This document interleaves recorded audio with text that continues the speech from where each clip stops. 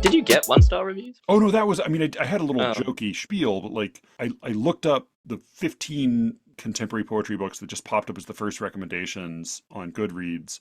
The two of them were fiction, so I eliminated them. But of the other 13 combined, they had 4 1-star reviews total across all of them. Jesus. I have 5 for my one Oh, text for my one chapter, and then Steve said like, oh, look at all of the other Rattle chapbooks because they all because like I yeah, think because you won a prize, you're going to have sour grapes and people are going to give you bad reviews. that's So I true. looked up the other for the most recent 3 rounds of it. One of them was not listed, so I looked up the other 7 other than me in those 3 rounds, and combined across all of 7 of those, they had 4. So again,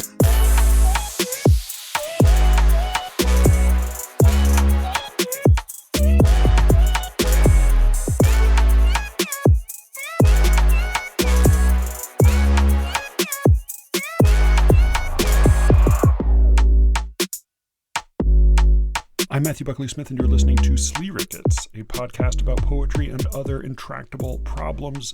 This week, I'm speaking with Cameron about the new issue of Literary Matters. This is his first full issue as poetry editor. It is also, I believe, the first full issue under Emily Grace as editor-in-chief, Elijah Blumoff as translations editor, and Ethan McGuire as jack of all trades there, as in so many other contemporary poetry magazines. It's a great issue, and we talk about some of our favorite poems, some of the places we disagree, some of what he has been aiming for with the magazine under the new leadership, and we also inevitably get into some theological questions somehow. We also had a whole lot of fun on the Secret Show, which is we get into it's sort of like a classic catty digressive Secret Show episode. We talk about writing musicals, the legacy of Greek tragedy. We talk about what Glee and Sinners and Rachel Getting Married all have in common. We talk about Maxim Gorky's The Lower Depths and the Moscow Art Theater. Cameron teaches me how not to use contemporary slang. I teach Cameron how not to pick up women. And Cameron talks shit about a universally beloved recent SLEERICKETS guest. So it is everything you could ask for.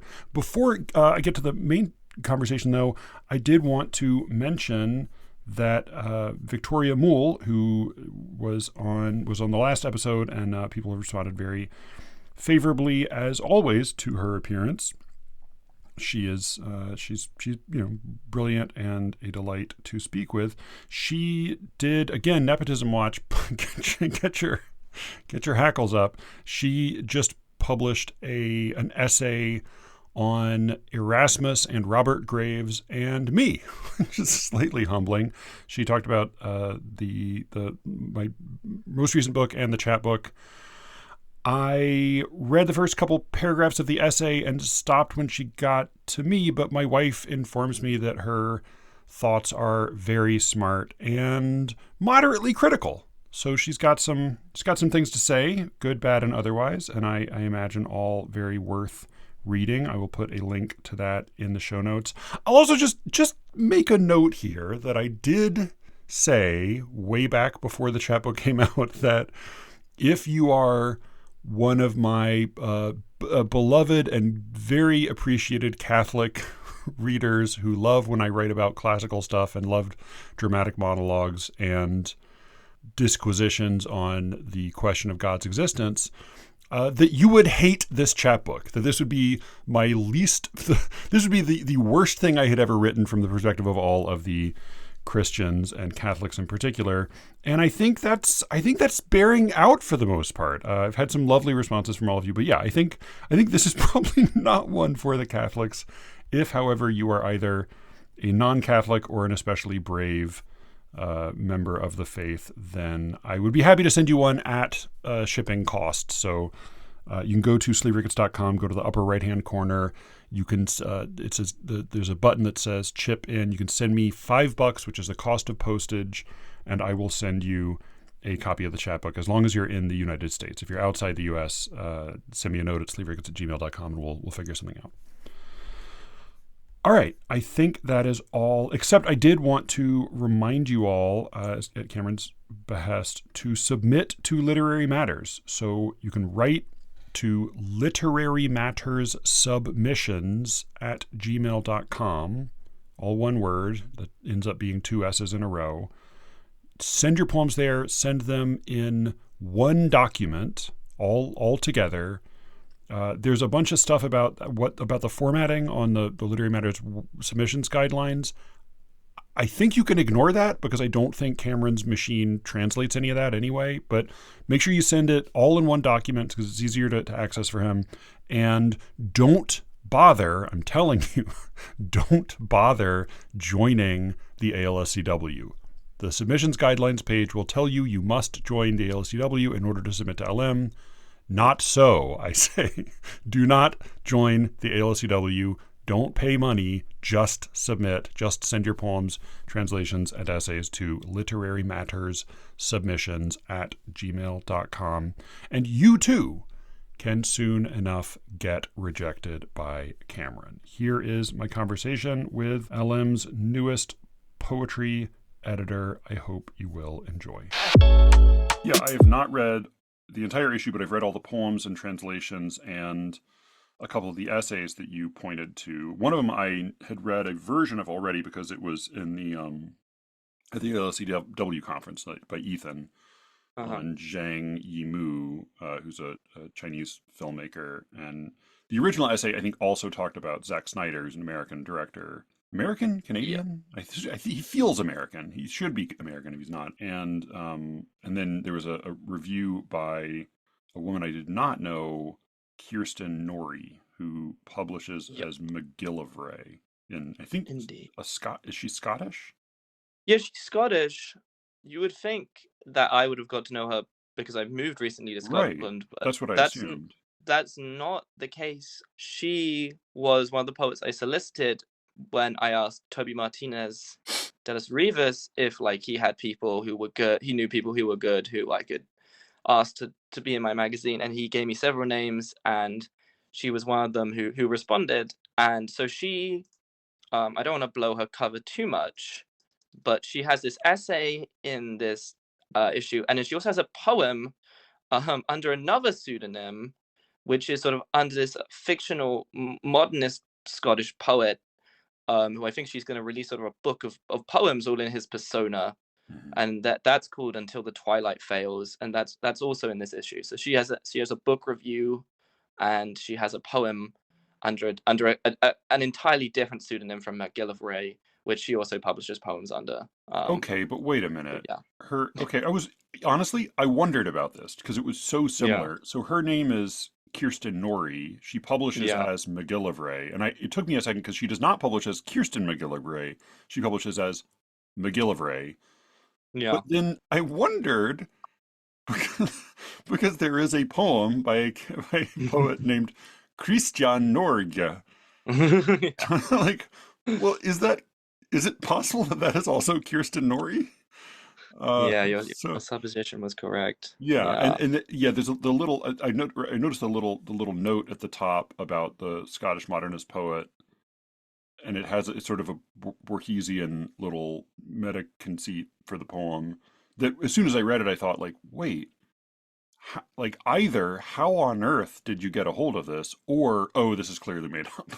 Yeah, right. Okay. Yeah, I hunted into the Scottish library until I found because readers aren't gonna think it's real, I presume, unless they think we've gone real spiritual, because it says in this in this note that he says, how do you say his name, Christian Norge it claims that he's trapped in his own notebook. After according to into a world Norge, of he fairy. remains trapped within the notebook itself, which is now held in the Shetland Museum and Archives. Yeah. So I sort of wondered, but yes, no, you are correct. But yeah, it's well, I have a specific question about that poem for you actually. But yeah, just to sort of back up slightly, it's sort of, I thought it'd be nice to do this. I mean, I want to keep doing this really, but it's sort of nice to do this now, especially because now that you've moved on. So before we were discussing these issues as like the two people who had, Mhm. in Yeah, terms of yeah. the poems, put them together. So we both had insight into the issues. We both liked all the poems. But now, I'm solely responsible for the poems, and you are basically just, the general reader. Mhm. So I thought that it would be interesting to see, now that you don't necessarily even like any of the poems, Right, whether, right, right. what you liked, if you had sort of what you thought of them as a whole, as a sort of general group. Because what I was aiming for, and what I am still aiming for, as sort of as a project I want to expand, is like a real, almost a brutally divergent variety. Not Okay. in like Yeah, yeah. not in the poetry magazine model where I just publish anything I think is sort of fashionable, or could be of interest to anyone. I want, Right. ultimately I will only publish poems I like. Yeah. But within the narrowness that my tastes, implicitly commit me to, I want to try and sort of disrupt as much as possible and any singular aesthetic. I'm sure everyone will be angry to hear that I'm vaguely happy that I believe that the number of formal poems, the number of poems in pure meter and rhyme. I hate the word formal. The number of poems in strict meter and rhyme is definitely outnumbered by the amount of poems in free verse. Yeah. That's not something I want every time for it to be. I don't Sure. massively carry either way, but I wanted that to be at least a singular, and it'll probably be a multiple occurrence for just to make an aesthetic point. Yeah. So yeah, I thought, just now that you're just a reader, I thought I would sort of I'd talk about the issue just, from what I like. And there are some people I want to draw attention to specifically, because there are some people I was really excited about. But I also wanted, maybe we can start off, well, let me start off by saying, in this issue, most of the poems were by people I hadn't encountered before. And it was Okay. actually quite exciting, because I think there's at least one poet, very young poet, who this is sort of their big first publication, and that was really exciting for me to do. And then there are, I think, a Yes. few other poets who are quite obscure. So the next issue is going to be, I think,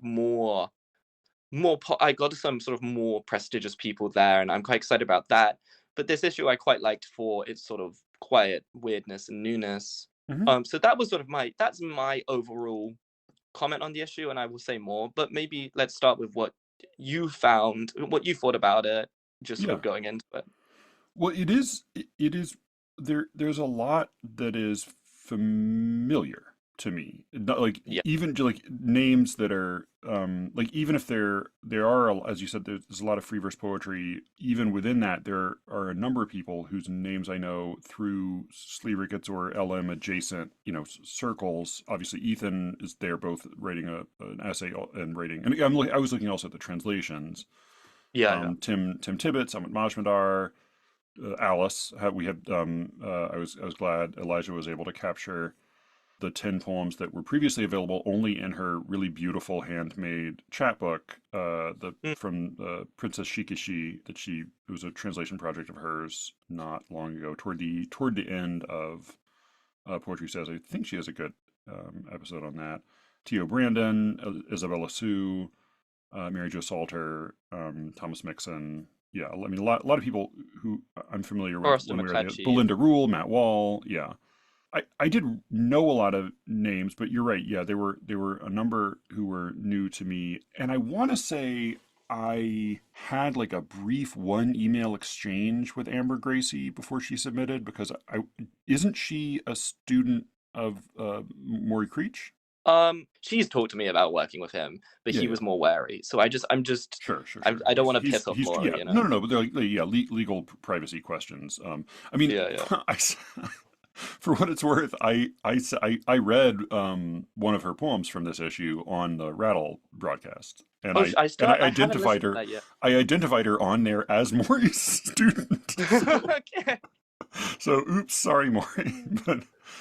Yeah, I mean, I loved Hypoxia in particular. Yeah, I we thought was definitely need to great. read She's that. very, very Yeah. young, and it was like beguiling and hard to pin down. And I'm always sort of, if you can write in a voice that I believe right away, and that seems not like slavishly bound to its subject matter, but slightly like there's another hidden element between the tone and of the voice and the subject matter, which does seem to be the case here. Then that's a good Yeah. way to get me interested. I think the one distant artifact of my time there is Mary Jo's pair of poems, Yes.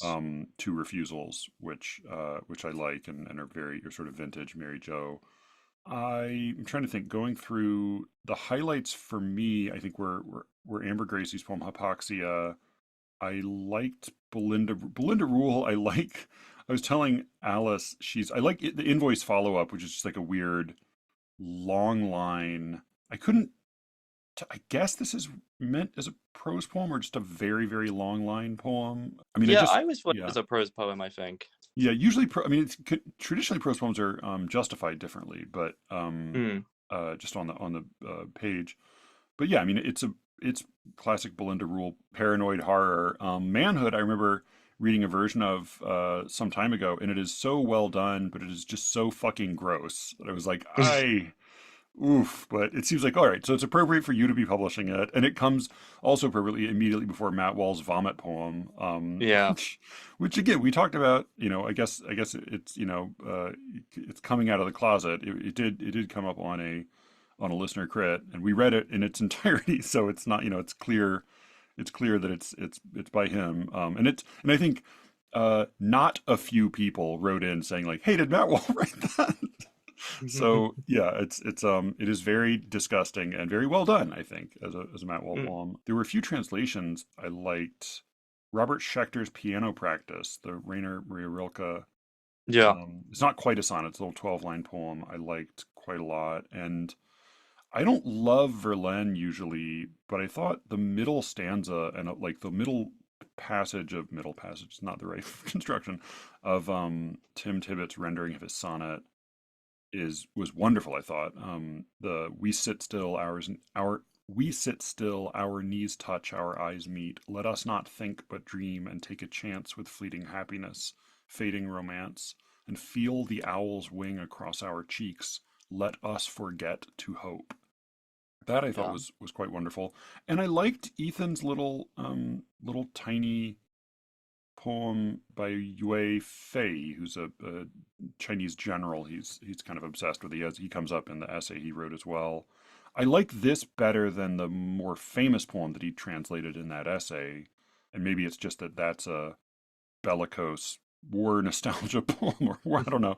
And this one is sort of a very quiet, meditative poem of sort of existential uncertainty, but yeah, the unrhymed tetrameter I thought served it quite well. I was telling Mm. Ethan there's sometimes there's a little bit of a magic he taps into with translations that I think is has to do with that ghost in the ghost in the Ouija board, that there's a sense that it's not totally clear who's tugging on the steering wheel. And Yeah.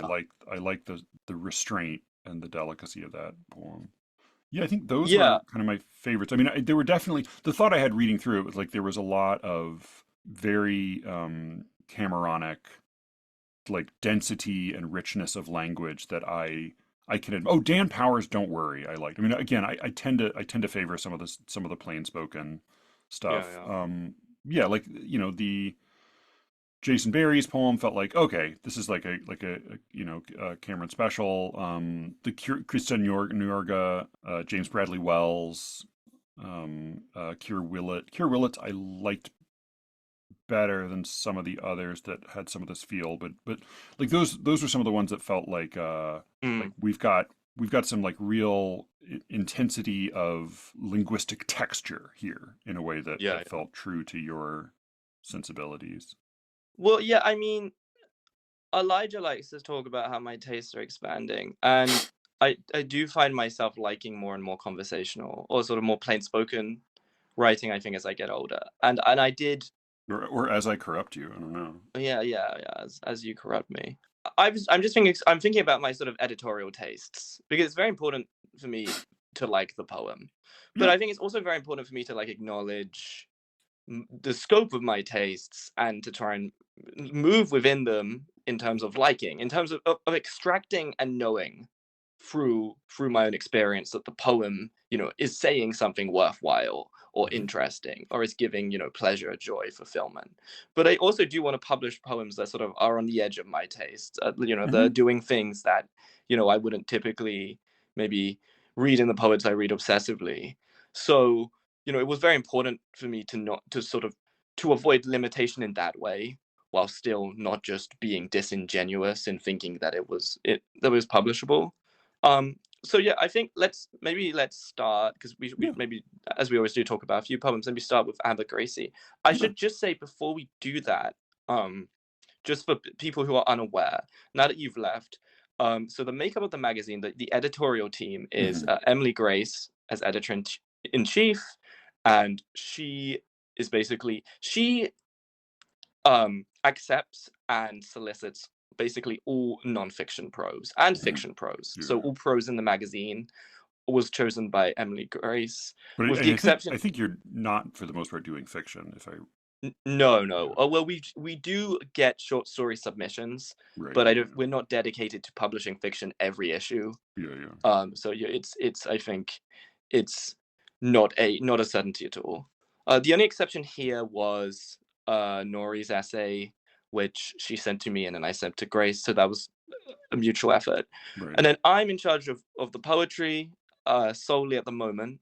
Elijah, I've brought Elijah on, and he's done a really great job basically as a translations editor. So his main job is soliciting translations, but when people send in translations into the inbox, I then normally forward them to him, and he has his say on whether we should accept or reject them. The only exception here is actually, I think, with Robert Schketzer's poems, because I was really taken with both these translations. So sort of in accord with Elijah, I kind of accepted them. But Elijah is the translations editor. And then Ethan, I'm really happy to have, and he's doing this he's a contributing editor. So every issue he's going to have a column, an essay published in it. And he also may at times, I think especially in sort of periods of very high volume submission, comment on some of the poems, or sort of give his input, as Elijah may well do, to sort of help me. But that's basically the makeup of the editorial team for people who are interested. And so at least my understanding, talking a little bit to Ethan, is that when I was associate editor for a number of years before, and I was poetry editor just for 1 year. But as associate editor, I would both help with the poetry, and I basically just filled in gaps, doing whatever needed doing in between. Yeah. And I believe Ethan is taking on some of that role. Yes. So he's sort of a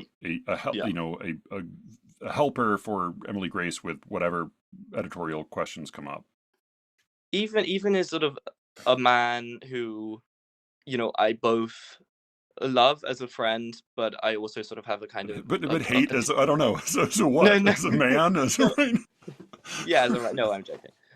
No, I love as a friend, but I also have a sort of deep fear of his sort of capacity to just do everything. I mean, like, he is just such a vast genius. For he's one of the best translators I know, and I think is just doing like amazing work with the Chinese translations. And he's just like a wonderful critic, and also he's just doing so fucking much. Like, it's just like, what does he sleep? I don't think he does. So, I love him, but I'm also sort of scared of his sort of infinite capacity. He is way too easygoing and familiar with different breeds of cow in conversation to be as like deeply well read in as many languages as he is. Yeah. Which is not to say that farmers shouldn't have like read, St. Paul in the original, but he's just, it is frightening. It is hard to identify areas where he has no expertise. Well, yeah, I mean, he can talk to you about sort of heavy metal and rap music to with a fluency that, it's like, I mean, Ethan really is, I think, one of those people who I would be extremely happy to call like a polymath. And I think also, as much as I'm joking, I think he's one of the people who really kind of gives me hope in humans, because if you look at his sort of background and the way he grew up, he's not like this sort of really wealthy, really high culture college kid. And he went to college, but you know what I mean. And like, I think that his kind of genius and his expansiveness is just like, I think, in the least Sackerian way I can say this, like just very, if not inspirational, then just like such a solace when you look around and see like how many fucking idiots there are in the world. It's just, and then you go Yeah, and you think of Ethan, and yeah. you're I mean, reiterating. does seem to be. I mean, I don't. I can't speak to who his teachers have been, but he does not, to my knowledge, have a. He doesn't have an advanced degree in literature, um, but he is. I mean, he seems to be a true autodidact. Yeah, no, Um, for sure, yeah. for sure. Along with Chris Childers, like it is a little bit outrageous that the two of them are not at universities. Like, God damn. Yeah, and refreshing, but yeah, Yeah, yeah, no, yeah, yeah, yeah. I mean, and probably good for them at this point, but like, exactly, yeah. come on, universities, what are you thinking?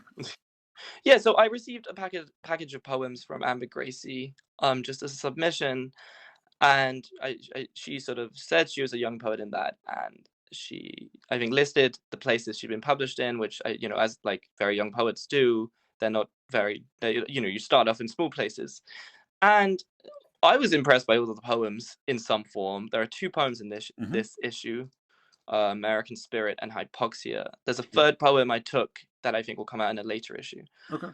Um, Hypoxia, I really love. Yeah, yeah, yeah. It's a wonderful poem, and I think it's one of the it comes early in the issue, and I think it really just like, it's like it explodes the issue outwards. I mean, we start with Broad Stripes, which is like a wonderful verbal performance, but Hypoxia is just this dark, like brutally funny, brutally true, cruel, but also like very, very beautiful, very, I think, empathetic within the sort of the power of its language. Do you want to read it, or shall I read it? I don't really mind. Uh, I can read it actually if you yeah, want. yeah. I was gonna say I read it for Yeah, Rattle, so you should read it. I didn't want that's to true. give I'm because I'm still chewing over what it is exactly, but right between those two poems, Theo Brandon has this little triptych of three, I think they're three sonnets on Odysseus, and been chewing over. I mean, they're very, very, very well done. But I've been chewing over the title of the second is Notes Toward a Telemachy, and Mm, but like that's I interesting. still don't know Yeah, what that exactly would mean, but it sounds like such a natural word to exist, and it sounds it does, like doesn't it? there's like it's obviously taken from Telemachus, Odysseus' son, but Yeah, yeah. I want to figure out how that can mean something so I can use it. But we can talk about Theo Brandon's poem because Sure, I'm, sure, sure. I mean, yeah, we you know, can't talk about everything, but yeah, yeah. Read yeah, yeah, Hypoxia for us. yeah. Of course, Hypoxia. So this is by Amber Gracie. Hypoxia. My brother drowned near the sandy shore of the lake, not far from the waterfall which continued to fall. He was assumed by all of us to be enjoying himself up until and for a few moments or minutes following his death. It was the head rush he loved of a breath after a minute or 2 minutes beneath the bubbling mud fair of the surface, the hypoxic charge of delirium and a thing nearly seen. His body clattered like an old branch against the leg, my friend's leg, my friend whose slap was soggy and dull. On the shore, he lay like a fresh coat of paint and looked brand new. All of our humors were in motion the day we put him in his newest suit, which was large and in the ground. None of us said much or stayed long. We had things to do and places to be. He sat in his box like the happiest man in the world and said, "There is no perfect life." He said again and again, "There is no perfect life and no ugly waterfall." Weird poem. It's like Yeah. unsettles me every time I read it. And there's a quality it has of like I mean, obviously part of just the effectiveness is it is a profoundly emotional subject and proximity to that subject, the death of Mm, a brother and the death of a brother in an immediate physical context that the speaker and others are also immersed in literally. They're all swimming together and he drowns among them. But and so part of the what creates sort of the tension of the poem is just the distance between that subject and the slightly odd, emotionally aloof tone of the poem. Yes. There's also this sort of funny, I mean, what gives me, I think I compared it to Amy Hempel's stories on the Rattlecast, which I think is a fair comparison. But like, there's the the little moments of revision or repetition in it, the waterfall which continued to fall up until for a few moments or minutes after his death, after a minute or 2 minutes, even like in his newest suit, which was large and in the ground, repeating "there is no happy life." There are these moments where it seems to be that the speaker is trying to revise or correct in an almost nonsensical way, or like an irrelevant way, what she is saying. Mm. That, to me, like, what comes through in those little funny hiccups is not actually a question of whether she's getting closer to the subject or whether she's identifying something, repetitively or accurately, but that it's a little flicker in the resolve of the speech. Yeah. And then there's just this sort of like almost like deliberate, I don't know if if it like reads as autistic or it reads as like a form of denial, but there's a like an almost insistent looking at just the wrong thing. Mm. Even like looking at his body on the shore, he lay like a fresh coat of paint and looked brand new, or like the hideousness of that description. His body clattered like an old branch against the leg, my friend's leg, my friend whose slap was soggy and dull. And that you could imagine the horror of this, of the body clattering against her in the water as she's realizing what this is.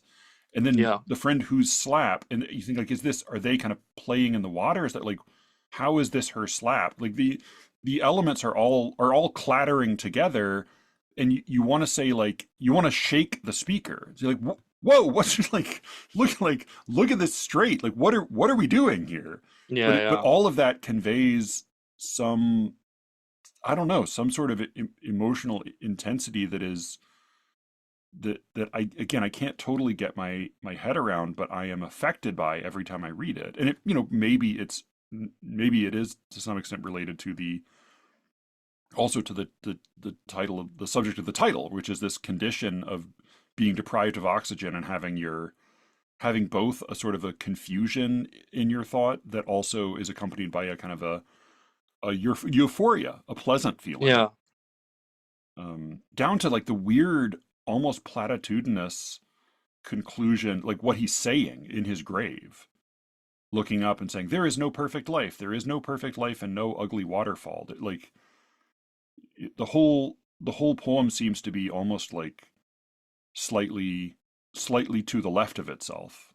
Yeah. Well, one of the really beautiful thing about the poem is that, like, I mean, it's not like a symphony, but there's like so many different sort of I mean, I hear it as music, but there are so many sort of undercurrents of, I think, impulse that create this kind of real tension in it. Like, there's, as you say, there's like the slightly abstracted, slightly standoff-ish or prosaic sort of attempt to get the facts down that results at times in these repetitions. And yet, sort of at the same time, these repetitions also confuse the facts or work in their own way as a kind of emotional stuttering. Yeah. And that's like a really interesting kind of cross current impulse.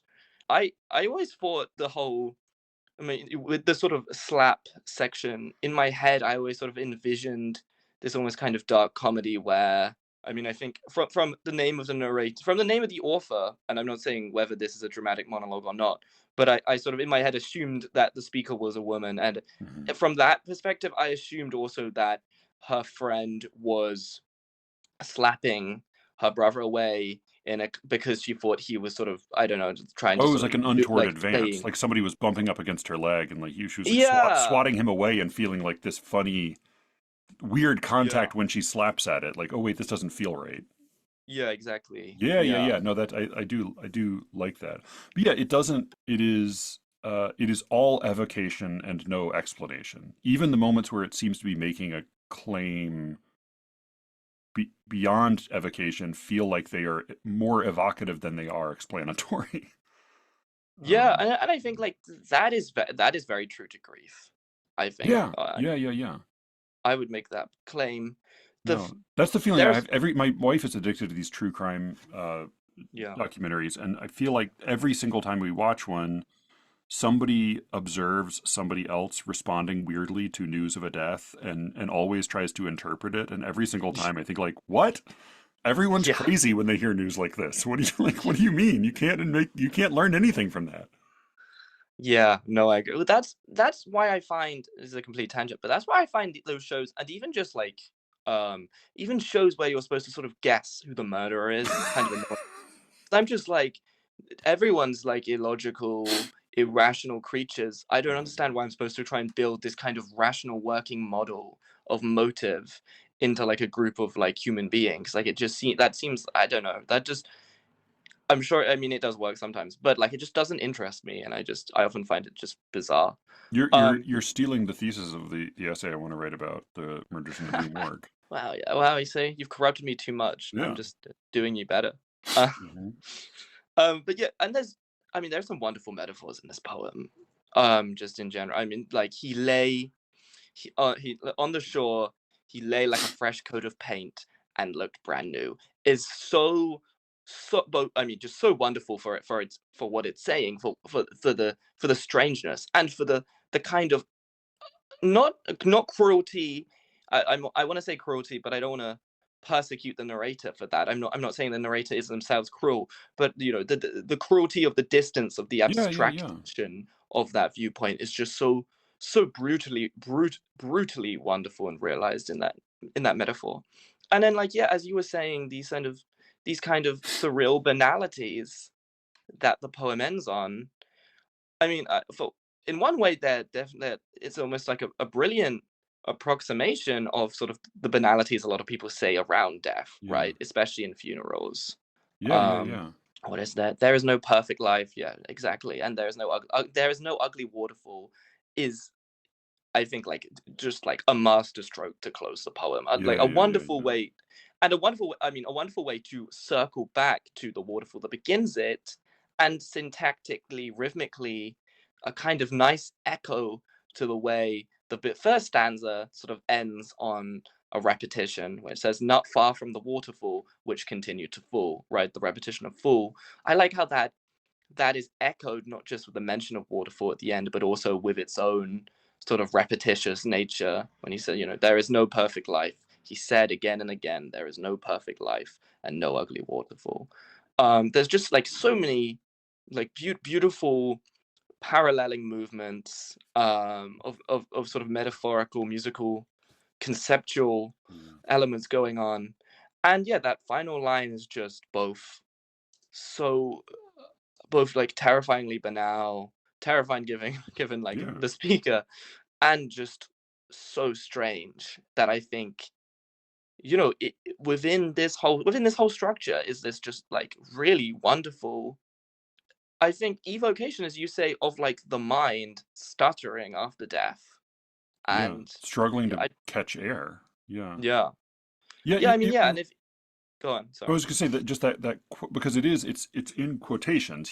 She's quoting yeah, this dead man that she's imagining saying these things. There is no perfect life. He said again and again, there is no perfect life and no ugly waterfall. And it's that he's sitting in his box like the happiest man in the world saying these things as they're, lowering him down in his coffin, uh, is eerie. But also I think what it reminds me of is the closing of Ode on a Grecian Urn, which is like it makes all the difference in the world that those words are in quotation marks, mm, right? Beauty is yeah, truth, yeah, truth yeah, beauty. That is all you know on earth and all you need to know. Like there's another version of this poem. I mean, it would still be pretty absurd, I think, just to end the poem with "There is no perfect life and no ugly waterfall," but it's just letting him, as a dead man speaking these sort of insane lines, have the last word. And it is the I mean it reminds me a little bit of like Mark Leidner at his best, in that it's almost like a comedian's move to give the last word to like an absurd claim that is intended to close things, satisfyingly. The way that, I mean, again, like the way that most funerals go, somebody says something appalling that is meant to Yeah. be a nice, comforting way to close things off, and everyone goes, Mm. mmm. And it's horror. It's like a horror movie. Yeah, no, you're not wrong. And I hadn't thought of it, but that's actually a really wonderful connection to Keats, especially because Greek Ode on a Grecian Urn is literally about an urn, right, which can Yeah, also yeah, yeah. contain the ashes of the dead. So yeah, no, that's a really wonderful connection. So this, I mean, I just circle back to the fact that this poem is by quite a young poet, and if you're writing poems like that, early on in your poetic vocation, especially and you say what baby poets are, you're not even born, right, if you're at university as a poet. So if you're writing Yeah, poems yeah. like this in embryo, then I think you have a very exciting possible future ahead of you. Yeah, I'm eager to see what she comes up Yeah. with. And yeah, I'm not from North Carolina, but I live here now, and she's a North Carolina native apparently. Yeah, So yeah, go on, Amber Gracie, do some good work. exactly. And she has another good poem in this Hmm. issue, called American Spirit. So you can read, Yeah. you guys, the listeners, can read more of her here. But yeah, okay. I mean, we both like hypoxia, but maybe let's settle on something that you felt quite strongly for, that wasn't like hypoxia. I did Next.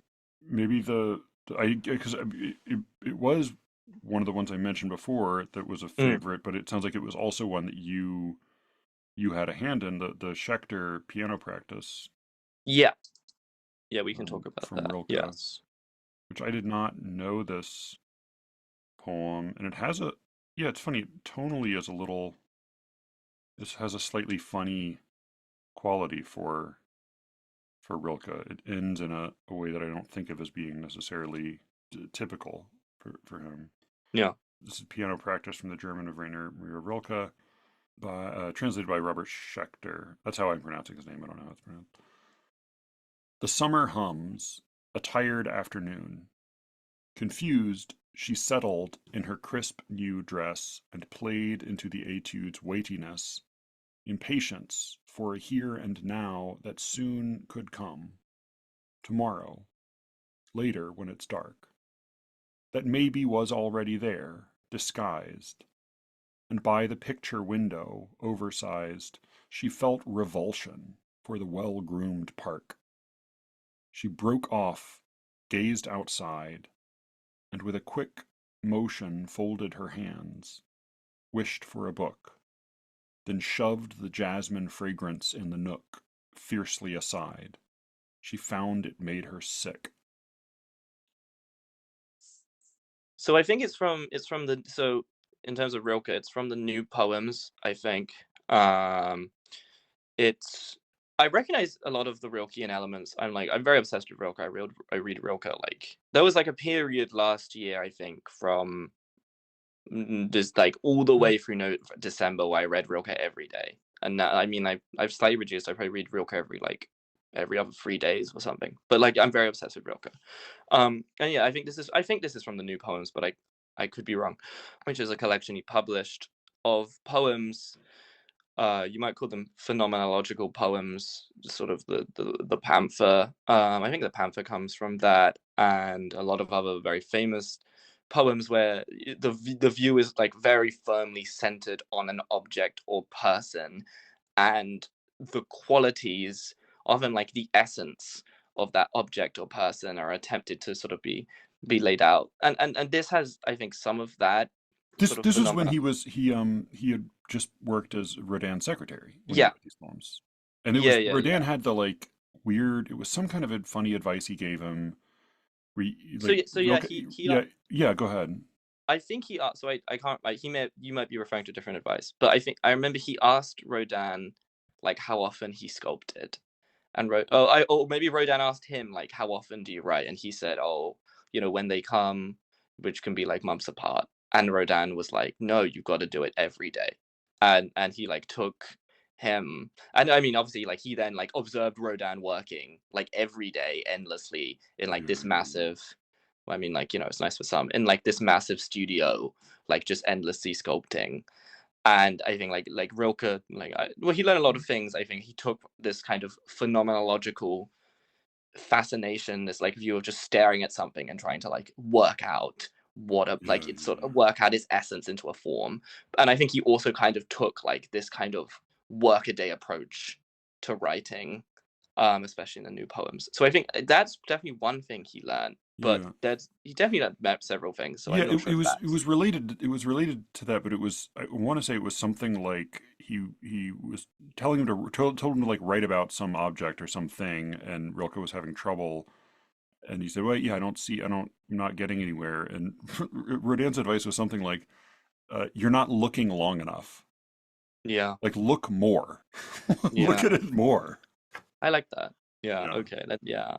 Yeah, because Rilke's poems before that I think are quite not airy, but like Robert, I think Robert Hass in the introduction to Stephen Mitchell's translation talks about them sounding like sort of sort of the melodiousness of late Victorian sort of verse. In English, I think they sound a bit better because they are very interesting in terms of their attempts to sort of explore and evocate a kind of spiritual existence, assigned to kind of like qualities of the divine, which because Rilke's like a great poet, really come across as strange and interesting and not dated or banal. But I think like they are more airy, more melodious. I think more maybe infelicitous than you get in the new poems, which suddenly like are just like fiercely embedded in the world and are sort of. I mean, I always think of them as like more brick-like in that like they sound their like sound is like more not fierce but more intense, more hard-edged. Their statements are often shorter. But like, yeah, I mean, obviously, I want you to talk about how you find it different. But like, my sense was the way it's different is that like Rilke often ends either in epiphany or in like in a kind of drawing out, while yeah, here this kind of ends in a kind of refusal and a kind of ennui, which feels a lot more yeah. like Baudelaire than I Yes, think yeah, yeah, we think yeah. Rilke. Yeah, I mean, but part of my at a dumb level, part of the reason I responded to this poem, and I just think it sounds. I appreciate how it's written, how it sounds. Maybe it's familiarity, maybe it's sort of a style I feel at home in. But the line sounded good to me, and the pattern of thought made sense to me. But yeah, the overall motion of it, I think partly like I love Donald Justice, but Mm. Donald Justice has all these poems about how wonderful it was to study piano, and there are all these wonderful in like even Eudora Welty has the June recital about the and the piano teacher. There's some more a little bit more interesting grief and grievance in that story. But like I studied piano for about 7 years, and I hated every second of it. Like I despised it, and uh, and it was partly like what I appreciate here is not just that it's a non-nostalgic depiction of piano practice, but also that the unhappiness of this girl. See, I'm thinking of her as a girl because I don't know, maybe it's just my association with childhood, but um, it also, as you said, it's ennui. It's a little bit hard to pin down that like she is Yeah. made unhappy by what is around her, but it's hard to peg exactly what that is, which was part of my unhappiness with piano was like being being asked again and again and again to make my brain work in a way that it, it didn't work and it really didn't want to learn to work. Yeah. But yeah, she is it's a poem, as you said, it's a poem of alienation from things rather than immersion in things. I mean, I love Rilke. The places where Rilke starts to lose me are the places where he gets most Elysian, where he gets most sort of in touch with the divine wonder of nature. And I think like, all right, okay, I don't, who knows what this is. But here he just feels very much, thrown into being in the world. I mean, the comparison that came to mind was, ends on she found it made her sick, but I thought of the nausea, the Sartre in Nausea, which is how he Yeah, yeah, describes yeah. that feeling of being like seasick in existence. And yeah, That, so it just it rang very true to me in a kind of a misanthropic way, or I don't know, a discontented way. That There's there's like a really great story, I think, by Clarice Lispector called like Daydream and Drunkenness of a Young Lady, where the sort of bourgeois housewife gets very drunk and then hates everything, and also kind of has, I mean, her experience. I mean, I think some people would find it strange. I don't find it particularly strange, but like, drunkenness does some like weird ass shit to her. I think some people would like, like she starts talking about how the walls and the ceiling are made of words and everything is flesh. And like, I don't know, I relate to that. Like, that's kind of how I feel. But I think some people would find it strange. But also, like, Spectre has like this great gift in that story and in Elsewhere, um, of really having people just vent spleen and rage in like these sort of bourgeois settings. And this poem kind of also makes me think of that, in suddenly just like a throwing aside of all, like, the Gentile and sort of pacifying things around one, out of just like frustration. Gentile? Gentile, sorry, Okay, Gentile. I I was always gonna say say Gentile. the Yeah, Gentile. It's yeah, throw away the yeah, Gentiles. yeah, right, yeah. Yeah, no, I'm and I don't. I was trying to think. I recognize the name Robert Schechter, but I couldn't place it. Yeah, he writes. He has a pseudonym. He is on a Ratospheric. He's a bigger Ratospherian. Oh, okay, He all has a right. pseudonym. I don't know if he wants to. I don't know if he would want to be connected or not. So I wouldn't So, say wait, it. Robert Schechter is a pseudonym. Yeah. No. Robert Schechter is his real Oh, but name. he publishes under a pseudonym. I see. Okay. Well, no, he writes in a Ratosphere under a pseudonym, but I think he Okay. All publishes right. under his real name mostly. Yeah, yeah. Uh, Well, if it's an Eratosphere pseudonym, that probably should stay a pseudonym.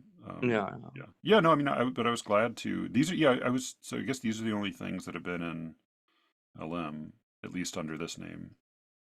Yeah. Yeah. So I think, yeah, this is his first submission. I was happy to take it. Alice's poems are very, very fine. Oh, and Yeah. Forrester McClatchy he has some actual poems in here with an interview, but he also has this wonderful, Aztec thing. Yeah. wonderful Aztec thing.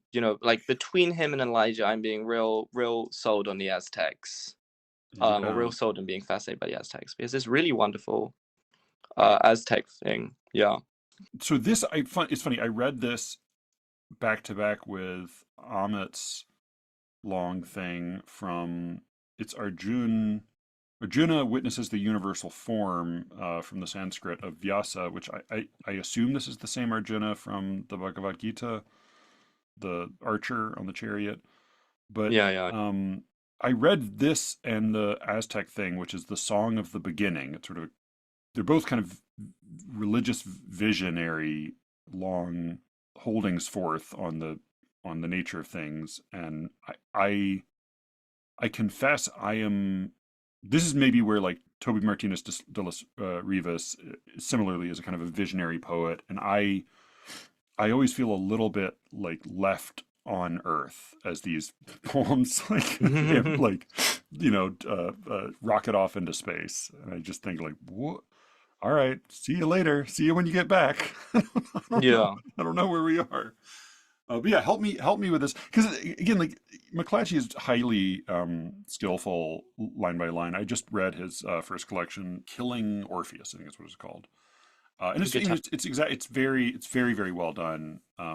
He is so impressive, but I do sort of get the impression that he is sort of fundamentally animated by a thing that is just different than the thing I find most animating as a reader and writer. Yeah. Yeah. Probably he is Um. better. I assume looking that like he's sort of better and healthier and wiser and like when I like he is basically like the son my dad wishes he had. Like he's color well enough to paints pretty competently, has like a respectable job in Atlanta. Yeah, like speaks Latin. Yeah, just like he's the better version of he's what I ought to have been. I mean, sure. Wow. I mean, I don't. I'm not gonna make that aesthetic comment, but like, I would say like if you're tuned to this kind of experience, religious, spiritual experience, I haven't met many people who are tuned to that who are like, I would say, perfectly mentally well. So like, who knows? Yeah. I won't read the whole of this translation, but I will read the opening Yeah. section. To section 1. And as you say, it is called so it's called Song of the Beginning. from the Natatu of an anonymous Aztec. Okay, so this is section 1. Where do dawn cold flowers open their mouths? I need to find them, but where? Who knows, you emerald trembler hummingbird? Should I ask you? Would you tell?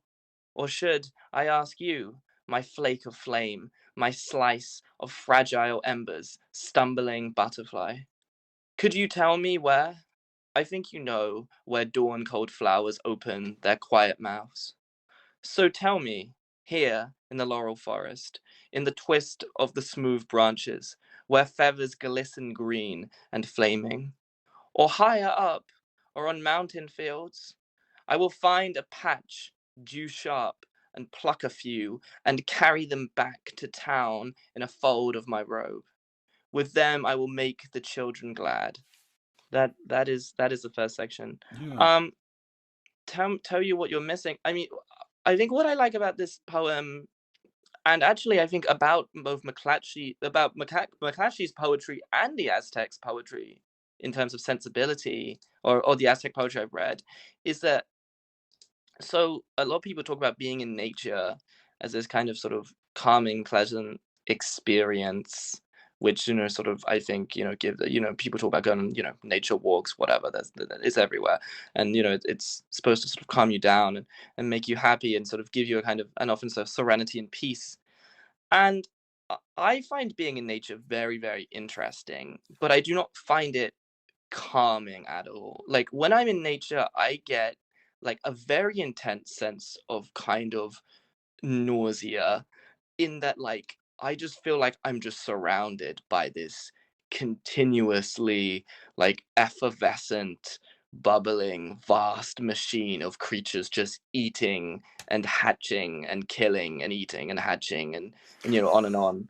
And it's just like, and it's like a tremendously fascinating experience. Like I used to like I find it anywhere. Like I could just go out in the garden and just sort of stand in the grass and just think about like the insects crawling beneath the mud, or like even the birds just hunting relentlessly each other in the trees, or just hunting worms. And like to me, I mean, for me it is really kind of a spiritual experience, and it can get kind of ecstatic, but it's not like a peaceful experience. It's kind of nauseous, like violent encounter with some kind of vast indifferent machine. It's the um Darwinian struggle for existence. yeah, I think so, but I think like it's that, but also I think there's a kind of, I guess there's a kind of sensuality to it, which I think isn't quite captured by like this of like a Darwinian struggle for existence. And I think that's True. kind of where the religiosity or the spirituality comes in for me. That like it's this sort of struggle for life and death, but everything's so sort of sickly, so intensely articulated and real and sort of touchable and so sort of patterned. And like I don't know, like it's sort of like yeah, it's a sort of ecstatic divine struggle, a sort of ecstatic divine Darwinian experience. And I'm using the word divine to like communicate, I don't know, some kind of sense of like vast inhuman or more than human power, not to like communicate one like the idea of like I don't know, like the Catholic God or something, like. But I don't know, so like for me it is an experience I can relate to.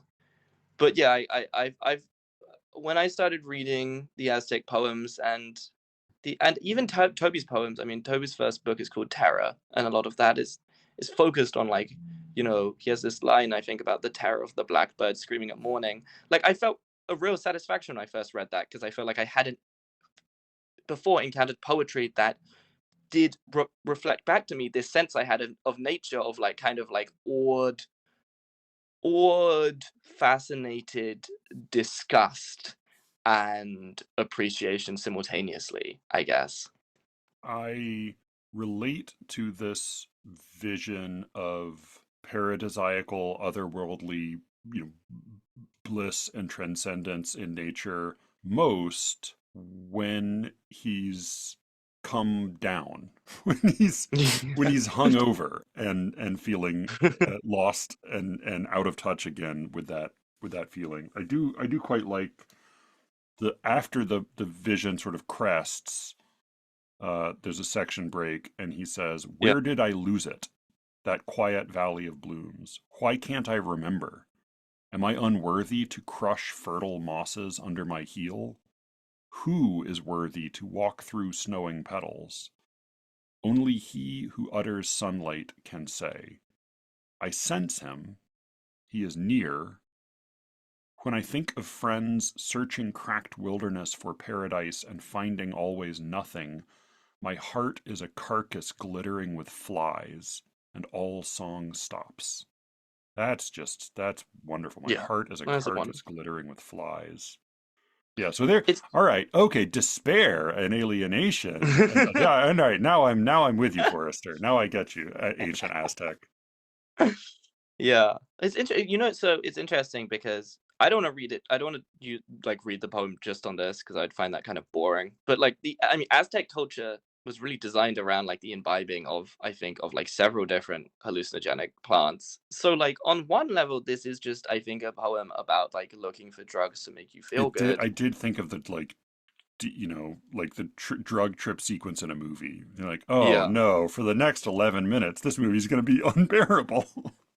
People say, I don't know, drug trips experiences are interesting to me, especially like people talk about like having like complete reperceptions of nature on drugs, but like Yeah.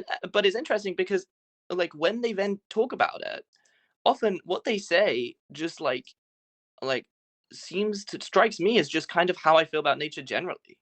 Like, I'm like, like people are like, oh, and then like, I took some acid and then like I realized everything was just so alive and like vibrant, but also like, endlessly. But then the trip went bad and I saw things killing each other and I like stopped feeling like this experience of like, perfect joy and love. And it was like, oh no. And I was like, did you really need why did you need acid just to see that? Like, I don't know. I probably sound like a prick, but I find it, yeah, I don't know. It confuses me. But yeah, so on some level, this poem is probably just about like, like a junkie coming down. But I think, like, I don't know, that is a level to proceed through, and then in my opinion to like climb out of to get to like, the slightly more universal level.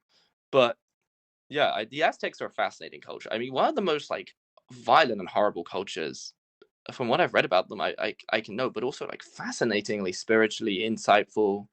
And yeah, I can see why they've so dominated Elijah's interests for a while now. Yeah, they seem, if nothing else, pretty metal. Yeah, that's true. Um, Pretty. Even though they're obsessed with flowers, pretty metal. yeah, I mean, are there? I was going to say, what are we read? We spent some time with Matt Walls. I don't really want to read about giant shits and father's dicks, all as much as I admire Belinda Rule. You can read that on your own. I won't read the poem because it's very long, but I would say that just as a comment to the general audience, I both was very excited because I hadn't discovered him before, but when I received James Bradley Wells' submission, I really liked permacultural, Yeah, which that is actually that felt like very much a Cameron choice. Yeah. yeah, and that's also actually another poem about nature, which I quite agree with. So that's relevant. But also, I wanted to say for the people interested in Greek, especially in Greek writing, especially that he has a translation of Pindar, which I went and found and managed to download a book of translations called Honey Tongued, and I do think it's the best translation of Pindar I've read. I think I've read quite a few, and I find most people seem to either just give up on attempting to convey the intensity of his music because there's so much of like the sense that needs to be noted down, or I think a lot of people just fail, just don't have the equipment and fail or the capacity and fail to convey the music. And Wells's translation is not perfect, but it has a true, I think, a true linguistic sensibility and like force that really, I think, makes Pindar come alive for at least me in a way that like I haven't experienced with other Pindar translations. So I would recommend that as well as the poem here. Yeah, I could see this having like the sort of both ecstatic and athletic Yeah, quality of the language here feels like it would be in in line with Pindar. I confess it's all a little bit not my thing. Like neither is Pindar, honestly. Whatever. Though I mean, I've read, Childers has some very good Yeah. translations and essays on Pindar. Or at least one essay on him. It's just, yeah, I don't know that it'll ever be quite my Yeah. cup of tea. But yeah, I Yeah. read this and I thought like, yeah, all right, Cameron's at the wheel. Did you like Isabella Hasu's poem? Because I quite like that. Yeah, And let's that is read also that. quite a Catholic poem, I think, in some It ways. is, So, yeah, yeah, it is a Catholic poem. we gotta appeal For to the audience. yeah, I can read that. The Problem of Evil by Isabella Sue. Very good essay. Was it? Where did she have it? It was I had a little brief exchange with her. She's a big photography buff and had a Oh yeah. really smart essay on photography that I read somewhere recently. Uh-huh. All right, The Problem of Evil. She read somewhere that evil isn't real, like shadows that exist because a shape has blocked the light. No matter what you feel, it's just an absence that you can't escape. If this is true, then hope would make her sink. She fears that she will float away. Instead, she grips a fifth of whiskey, takes a drink, and lets the water break over her head. What's nothing multiplied? More of the same. Her fingers shake. Her face is growing numb. If nothing has happened, then no one's to blame, although she doesn't know what she'll become. Since something isn't right, since something's there, sunk deep beneath her chest, her heart, her lungs, she thinks it's growing and it breathes the air, a something without eyes and many tongues. Her skin erupts in scales like fine meshed lace.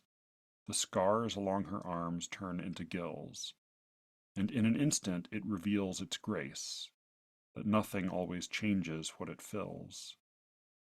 It does have a little bit of the those women from myth who suffer at the hand suffer Yeah. violence or the threat of violence from some man, and they're transformed in a moment that is both a deliverance and a curse. Yeah. Turn oh good, now I get to be a tree. Oh good, now I Hmm. get to be something else. Yeah, I think my favorite line, and again it's the it's my loving every poem as a dramatic monologue. I think my favorite line is, "If nothing happened, then no one's to blame."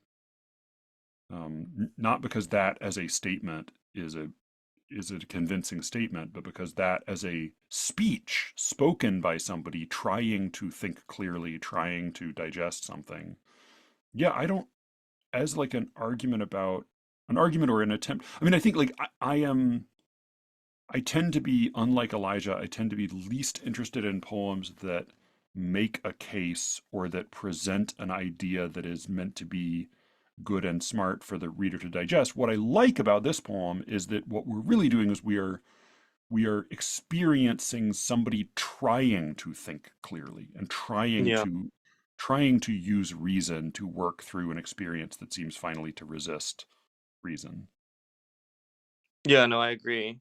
Well, yeah, I mean, I think my problem with the idea that poems should always make just or my problem with poems that try and just make a case or make a kind of declaration is that, like, if they are not themselves embodied in some way within that, declaration, if they don't start trying to sort of embody and represent the case they're trying to make while also making it, I guess I just feel like I don't understand why it couldn't have just been said in prose as just a kind of a comment. And I think what's great here is that the force of the argument, um, and the way, as you say, that she's trying to think through the argument forces the poem to move into this strange, like, beautiful, dark, uncanny conclusion, that's quite nightmarish and is like a perfect imagistic symbolic representation of what it's trying to convey. I mean, I don't feel like I have to agree with it to Hmm. it, take pleasure in it. Like, this, like, I think it is. I see in the idea that evil is nothing. Certainly, some kinds of evil. The banality of evil, psychopathy, is often a kind of numbing and a kind of like a The nothingness. absence of empathy. That, yeah. Yeah, yeah. But I think there's also, I mean, Blake talks about it, kinds of evil that are a kind of energy that push through and create things of their own. So like I'm not sold entirely on the sort of entirety of the argument, or the kind of the Mm-hmm. religious conveying of the argument, Mm-hmm. but it is such a forceful, beautiful expression of itself, I think, and both very elegant while conveying, confusion and decay. And I didn't forget it. Like, it certainly haunted me, especially the ending. And it's good that we came to it, because here we go, listeners, we have a poem in meter and rhyme, and this Yep. is such a wonderful way in which the force of meter and rhyme move through the poem and move the meaning along. Like, it has a real its progression is handled in the music, and that is one of the sort of great things that sonic music can do, can provide that kind of inevitable authoritative force. Yeah.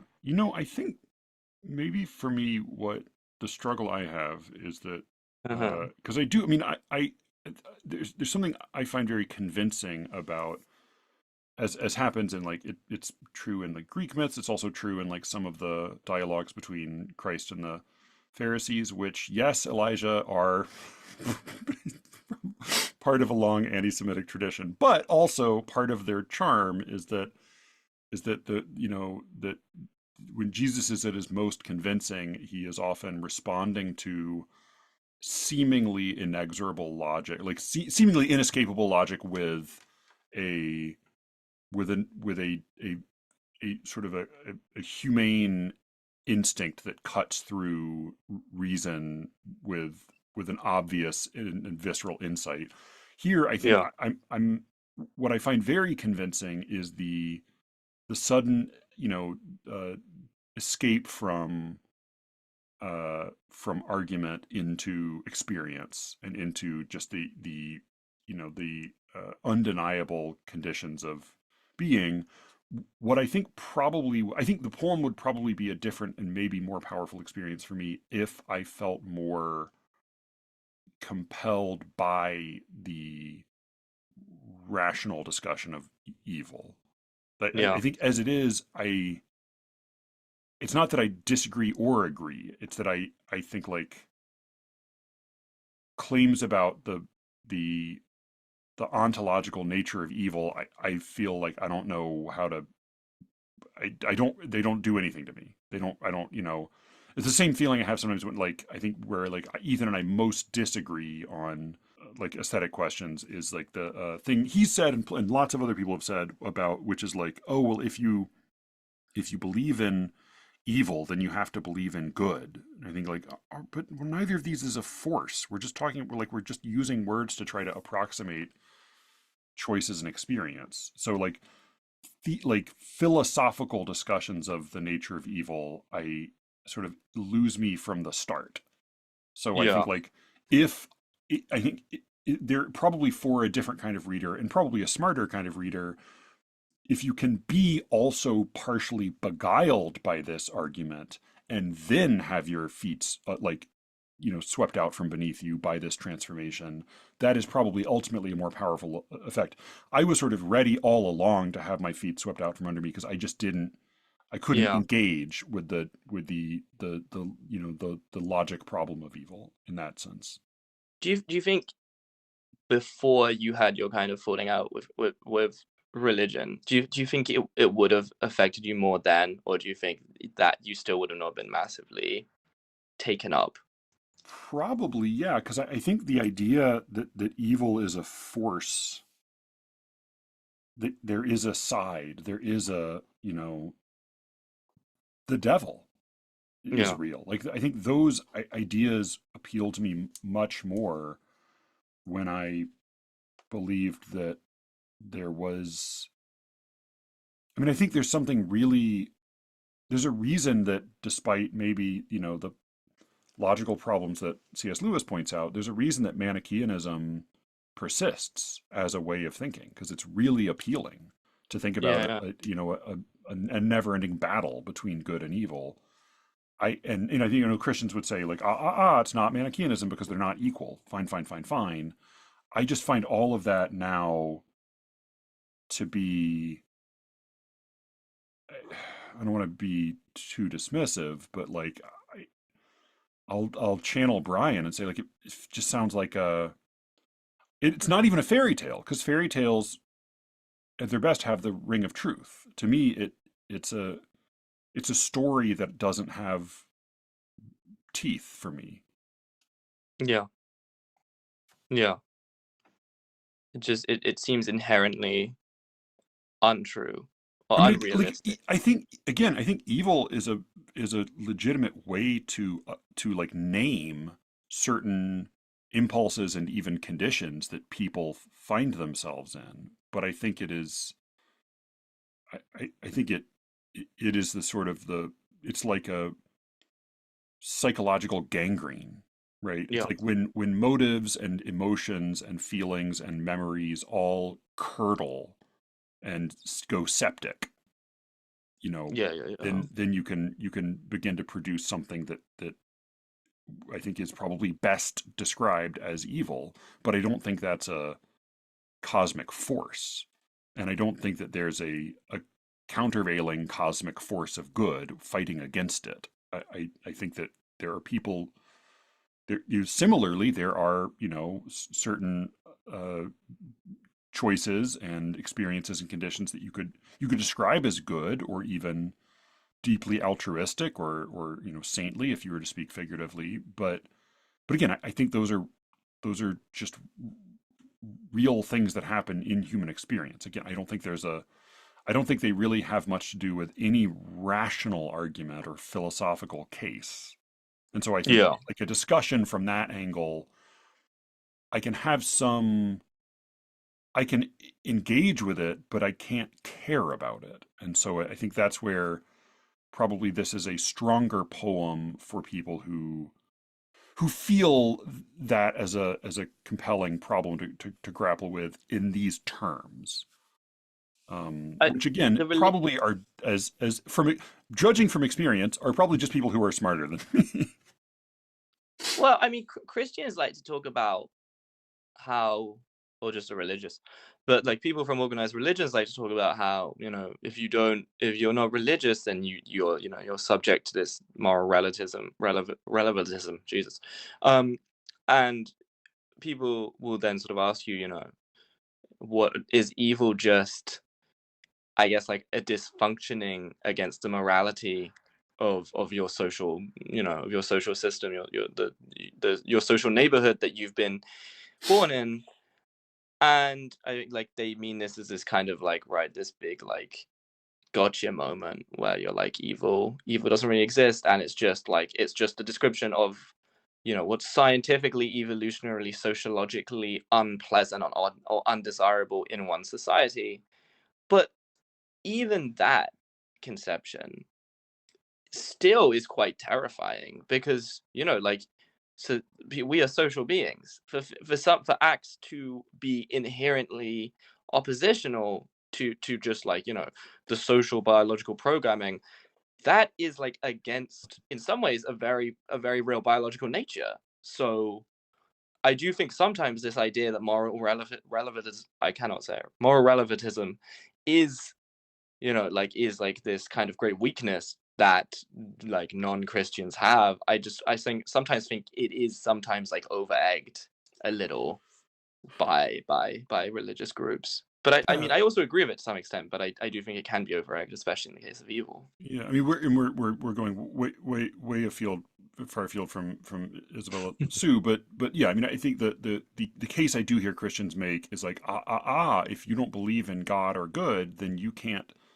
even really define evil because you can't define good. And by my lights, there is such a thing, and it's, you know, there are certainly things that one culture might do and think of as being fine that another culture would think of as being terrible and wicked. But I think a reasonable definition of evil as a human psychological condition is the active wish to do harm for harm's sake. Yeah. I think like that is a thing that happens with people sometimes. And you know, like it seems like a fair way to define evil as actually emerges. I mean, the it happens in war, it happens in social settings, it happens in a big way and in a small way. I don't think that necessarily the biggest harms always emerge from evil. I think sometimes they emerge in other ways, but yeah, I think like as a psychological phenomenon, that's how I would define it. I do think again, like where this is, I think of this as being really, really a true lyric rather than finally a philosophical poem, is that it is concerned with a person's experience, Yeah. even down to the opening line, which I think is also strong, which is she read somewhere that evil isn't real. So it's not like it begins with a logical proposition. It begins with somebody vaguely remembering encountering a logical proposition and trying to chew through it as she is dealing with some real pain in her life. Yeah. So I do find this to be a very credible and touching lyric. My point was really not any criticism of Isabella Sue. It was more that I think probably for somebody for whom this the same grappling that the speaker is going through, or the subject is going through, for somebody who could grapple with that in the same terms she seems to be grappling with it in, there would be another layer of emotional effect that the poem would possess. But as it is, I think Yeah. it's yeah. Her eye is on the right, by my lights, the right question, which is the individual human experience. Yeah. Yeah. No, I mean, I totally agree, which is why which is why I published it. Yeah, But yeah, yeah, yeah, no, um I think that might be enough. Oh, yeah, yeah, yeah. I might read. Let me brief. I don't think we should discuss it, mainly because I don't think you like it very much. But just because it's short, I might briefly read the first of the two James Harris poems. I didn't know much about. I didn't know anything about of James Harris until he Hmm. submitted these. These are not, I would say, typical for LM, and I quite like them. Yeah, yeah. I think they both involve discussion of birdsong, and I kind of think of his music as the kind of bizarre, slightly experimental, sort of twitchy music that like Starlings make, or Starlings, I should say, Starlings make. Um, and I just thought I'd read one. So Hmm. this is, which one is this? Oh yes, this is For Example by James Harris. That mockingbird out back daily this morning does jazzy chatter. All I need to keep sleeping, forget I'll die from this world where bird brain has no clue. That clear sky in which squall talk shapes blue flirtations, darts of Virga finger landscape, storm front slips off like a shawl, and even Gettysquam. Well, Jesus I Christ. think I it's mean, I like it. Give it a Wolkenschwarm. Oh, thank you. Yeah, that. And even, wait, do you want me to actually, can you just say again after I say and even? Sure. Uh, thanks. And even, Give it a Wolkenschwarm. thank you. Can't begin to show how clouds come or go or litigate thunder, swirling wonder. Sorry, I might just do that stanza again. Um, can't begin to show how clouds come or go and litigate thunder, swirling wonder fugue that has its way with you and leaving lingers. Yeah, it's like a kind of sort of weird experimental, chopped up, and I think slightly uneasy or jumpy maybe sort of music that I do kind of associate with both the kind of pure impulse of birds to sing, but also kind of that kind of almost sort of automaton, uncanny, and very nervous quality. I feel like you see both in the movement of birds and also I feel like you kind of hear in their song, and in that kind of pure lyric impulse in this poem and in the other one, there's a kind of both I think a very very very very ancient and very modernist thing going on, which I like and I find very true to life and just waking up. Like I don't know, it just sounds like to me it sounds quite like the bird song you hear when you sort of wake up Yeah. into sort of the disarray of the day. So those were a pleasure to publish as well. Yeah, it does. I mean, I agree. And then it does sound like bird song to me, but it sounds sort of like human bird song in a way Yeah. that I don't like. With birds, part of the charm is like I don't speak bird, man. It's cool. It's just pretty. But I do speak English, so I feel like.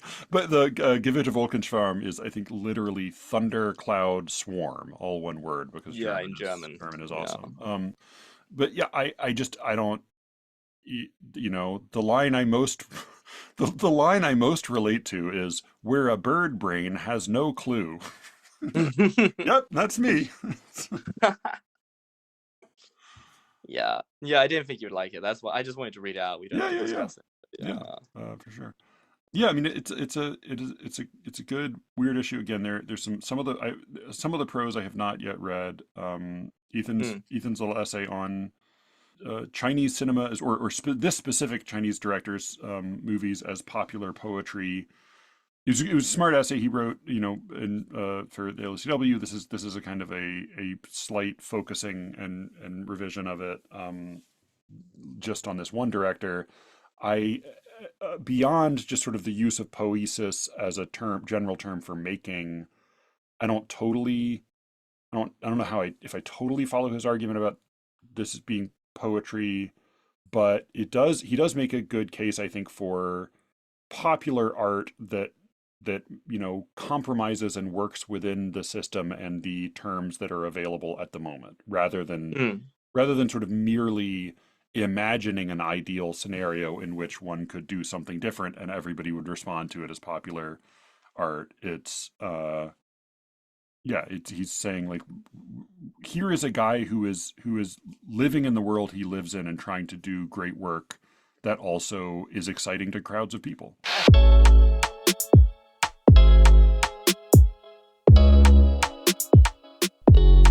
That was the first part of my conversation with Cameron. If you would like to listen to a bunch of other gossipy nonsense, go to sleerickets.gmail.com and sign up for The Secret Show. You can put your email address in and I'll give you a week's access for free. After that, it's really fucking cheap. You can also sign up to be a founding member, a motherfucker of the arts. You can give a little bit more every month. You can even decide how much more to give. That will do a lot to support the show. If you would like to support the show with a single one-time donation, you can also just go to SLEERICKETS.com to the upper right-hand corner, chip in, and make a donation directly to the show. And if you would desperately like to listen to The Secret Show, but you cannot afford it, write to me at SLEERICKETS@gmail.com and I will hook you up. I think that's all I got for this week. Thank you all for listening, and with any luck, I will be speaking to you again very soon. Until then.